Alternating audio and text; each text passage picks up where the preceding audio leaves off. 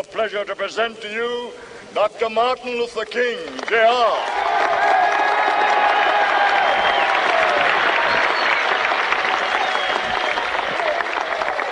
I am happy to join with you today in what will go down in history as the greatest demonstration for freedom in the history of our nation.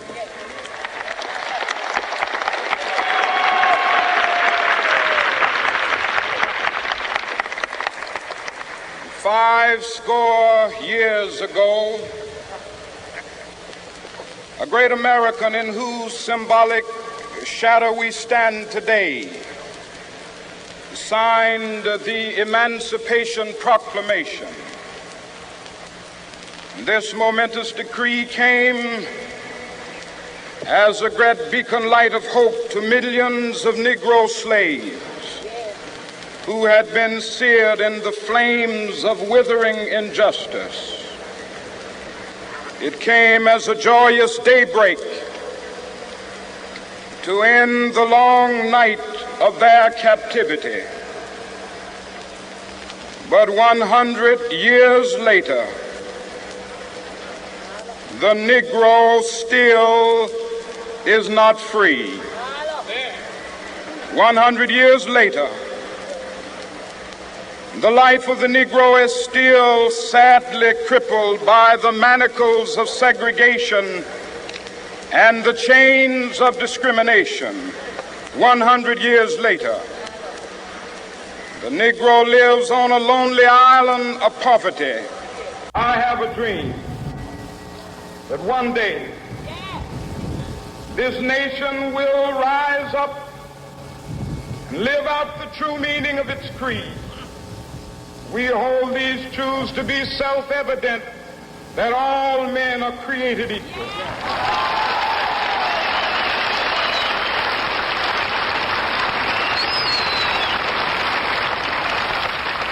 I have a dream that one day on the red hills of Georgia, the sons of former slaves and the sons of former slave owners will they be able to sit down together at the table of brotherhood. I have a dream that one day, even the state of Mississippi, a state sweltering with the heat of injustice, sweltering with the heat of oppression, will be transformed into an oasis of freedom and justice. I have a dream. My poor little children will one day live in a nation where they will not be judged by the color of their skin, but by the content of their character. I have a dream today.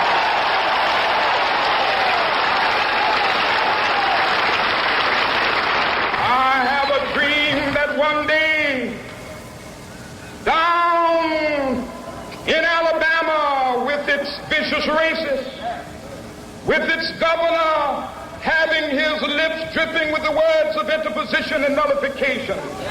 One day right there in Alabama, little black boys and black girls will be able to join hands with little white boys and white girls as sisters and brothers. I have a dream today.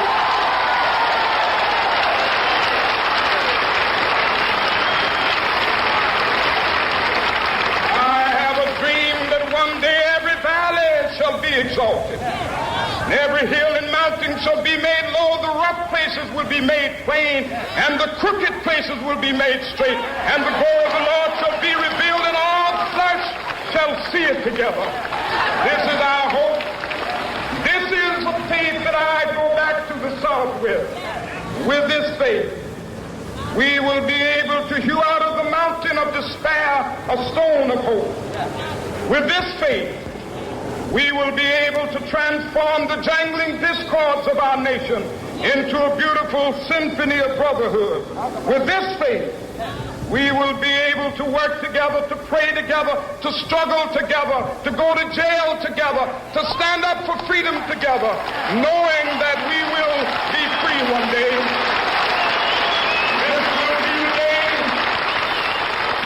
This will be the day when all of God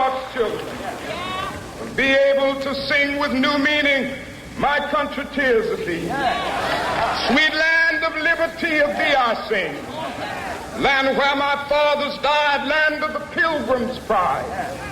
From every mountainside, let freedom ring. And if America is to be a great nation, this must become true. And so let freedom ring. From the prodigious hilltops of New Hampshire, let freedom ring. From the mighty mountains of New York, let freedom ring. From the heightening Alleghenies of Pennsylvania, let freedom ring. From the snow-capped Rockies of Colorado, let freedom ring. From the curvaceous slopes of California. But not only that, let freedom ring from Stone Mountain of Georgia. Let freedom ring from Lookout Mountain of Tennessee. Let freedom ring from every hill and molehill of Mississippi, from every mountainside. Let freedom ring, and when the capital, when we allow freedom ring, when we let it ring from every village and every hamlet, from every state and every city, we will be able to speed up that day when all of God's children, black men and white men, Jews and Gentiles, Protestants and Catholics, will be able to join hands and sing in the words of the old Negro spiritual, free at last.